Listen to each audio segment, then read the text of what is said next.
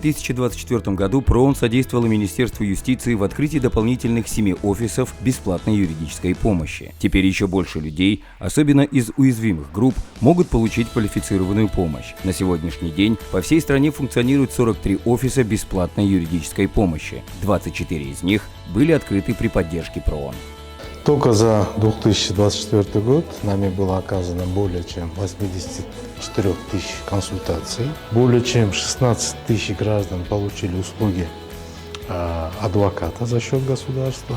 Эта цифра с каждым годом у нас растет. Это говорит о том, что люди доверяют нашей службе, люди нуждаются в этой помощи и все чаще обращаются к нам. И здесь немаловажную роль играют, конечно, наши доноры, это в лице проекта ПРООН «Доступ к правосудию», который на протяжении многих лет нам оказала институциональную поддержку в становлении этой системы, экспертную поддержку, также поддержку в создании районных центров бесплатной юридической помощи. Проект содействует как обеспечению устойчивого доступа к правосудию в системе гарантированной государством юридической помощи, так и расширению инклюзивного доступа к консультативной и квалифицированной юридической помощи. Совместно с Институтом омбудсмена был проведен мониторинг доступности судебных и правоохранительных органов для лиц с инвалидностью в нескольких районах страны. Это когда наш эксперт, приглашенный, ездил вместе с нашими сотрудниками по 3 районам они проехали, это и Сокотинский, Сокулукский, Ленинский,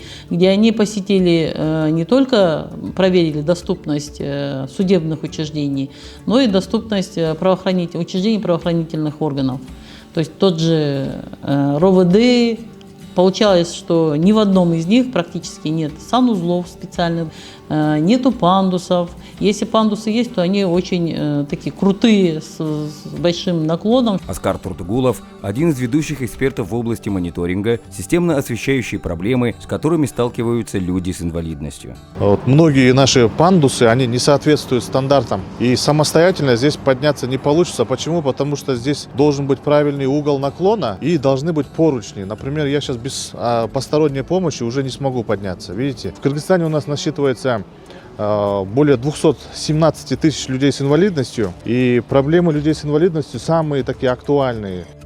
По результатам мониторинга омбудсмен дал судам и правоохранительным органам конкретные рекомендации по улучшению доступности. Проверить здания судов, выявить, что мешает людям с инвалидностью свободно попадать в суды. Проблемные пандусы, узкие двери, отсутствие поручней, недоступные туалеты, недостаток тактильных указателей и устранить эти барьеры. Совместно с людьми с инвалидностью создать четкий план, как обеспечить их равный доступ к правосудию, сделать судебную и правовую информацию доступной для всех, вводить аудиоформаты, шрифт Брайля, визуальные подсказки, адаптировать сайты судов для незрячих и слабослышащих людей. Ключевые результаты проекта «Доступ к правосудию» за 2024 год. 83 795 консультаций, 16 092 квалифицированной юридической помощи, ремонт и оснащение 7 офисов СЮП в 2024 году, 11 617 обращений в общественную приемную МТСОМ, снижен налог, упрощены квоты на трудоустройство для лиц с инвалидностью, принято 5 нормативных актов,